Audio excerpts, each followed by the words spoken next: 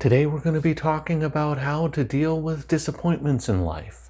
It's much more than just taking lemons and making lemonade.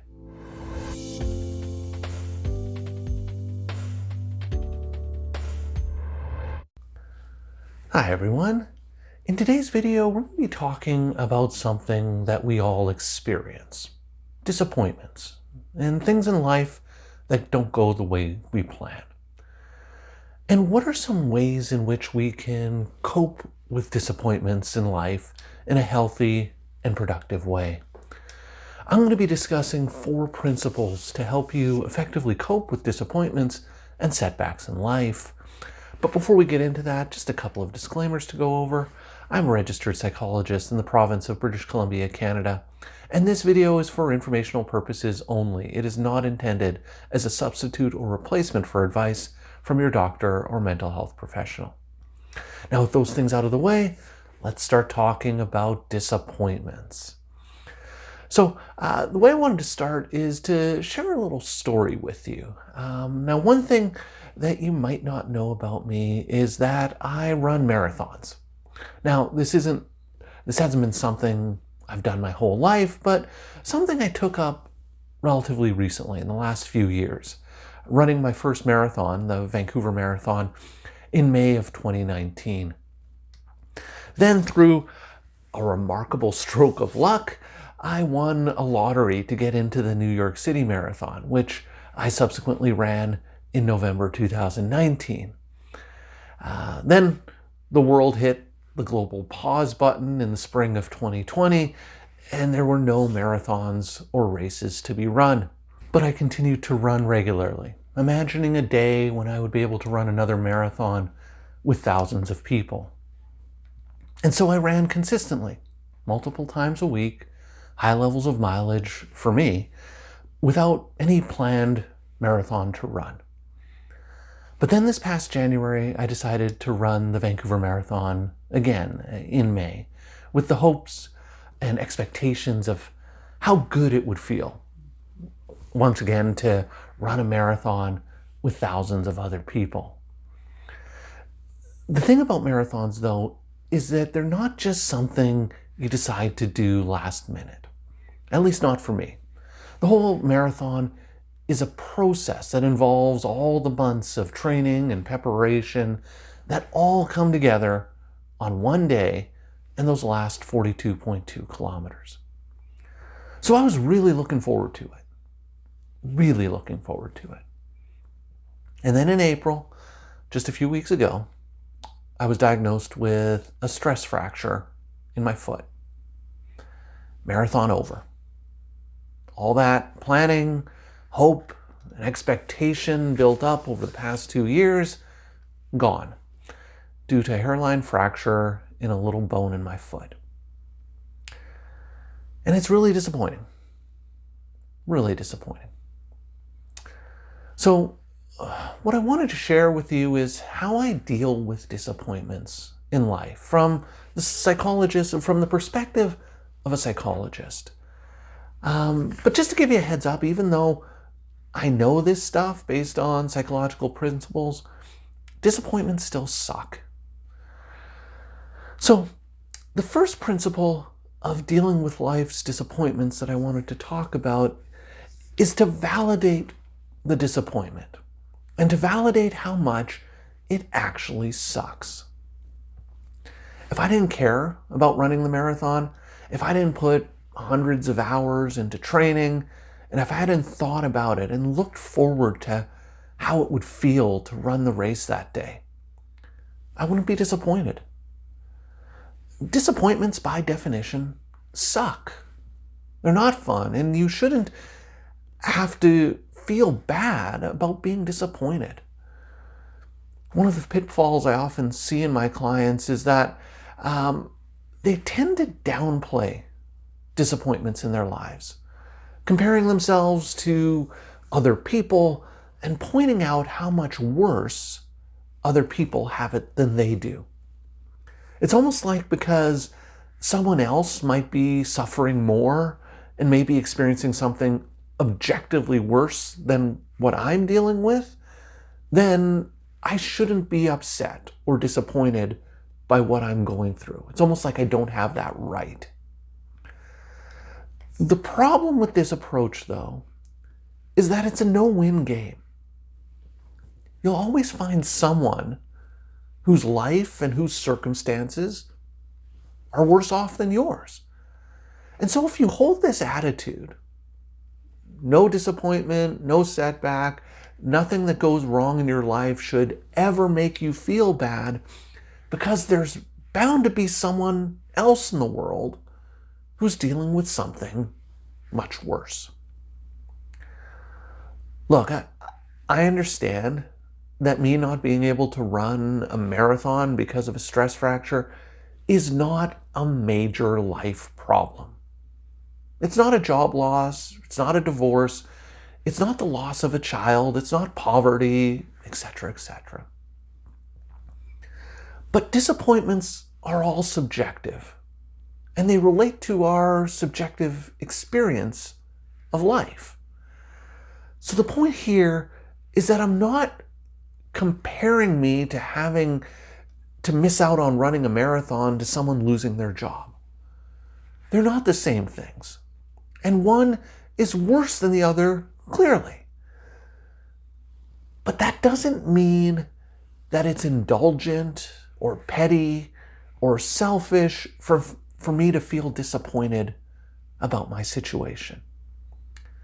If we don't acknowledge our disappointments and allow ourselves to feel disappointed, we invalidate how we feel when we're disappointed and then just beat ourselves up for being so petty, which just makes us feel worse. So that's the first principle of coping with disappointments. Allowing yourself to be disappointed, even if it's something that you think is relatively small or insignificant in the grand scheme of things, in the grand scheme of life. And that leads us to our second principle of coping with disappointments, which is putting the disappointment into perspective. Now, once you acknowledge that you're allowed to feel disappointed or sad or hurt by whatever problem or setback you're experiencing, the idea isn't to focus or dwell on it. Rather, the idea is to think about what is a reasonable level of disappointment in this situation. So for me, not being able to run the marathon because of a stress fracture is disappointing, but I probably shouldn't be reacting in a way that I'm utterly devastated and distraught by this. If I'm responding in a way that would be similar to how I would respond if I suddenly lost my job or had to declare bankruptcy or one of my children passed away, then there's probably something wrong with the intensity of my emotional response. So the idea is to think about the disappointment in the perspective of your whole life.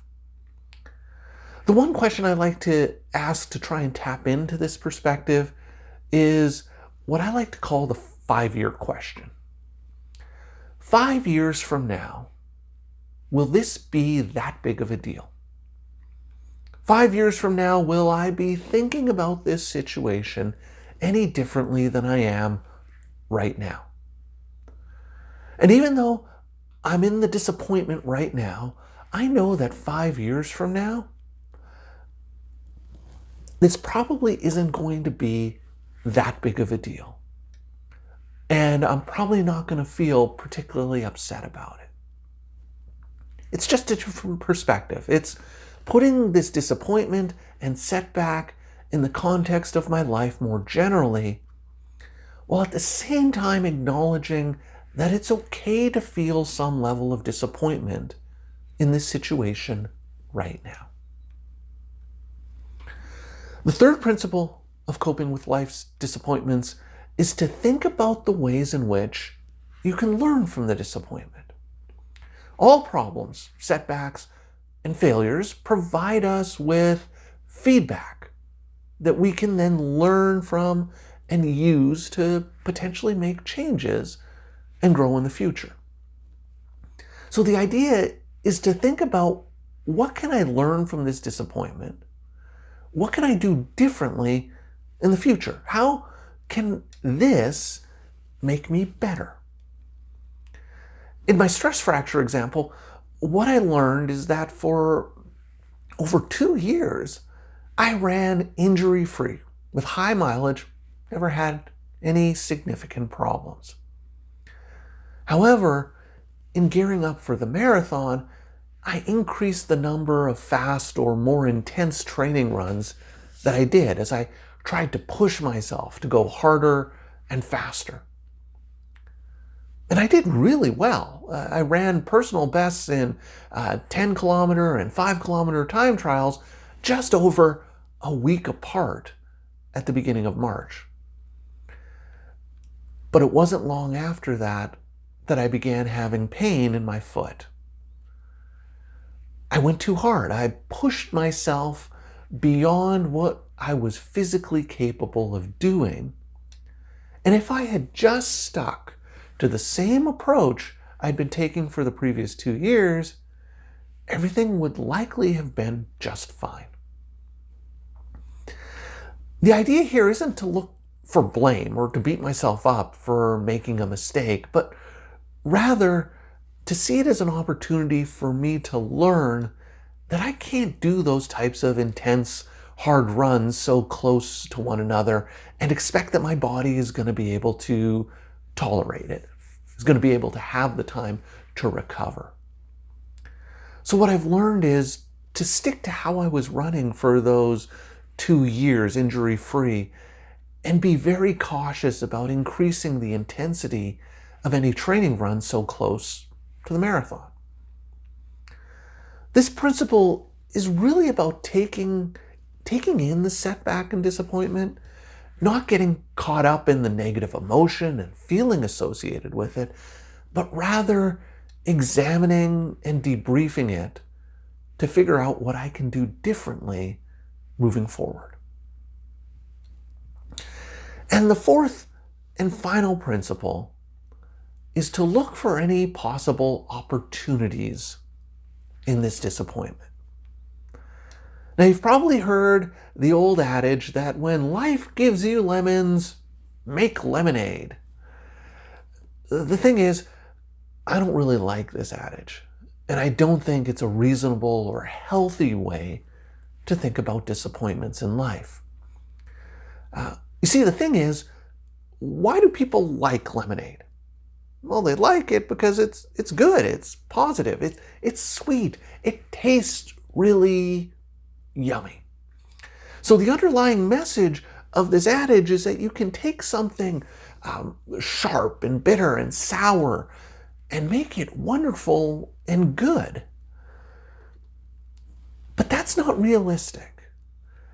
This principle isn't about taking something bad, taking a disappointment, and making it something wonderfully positive.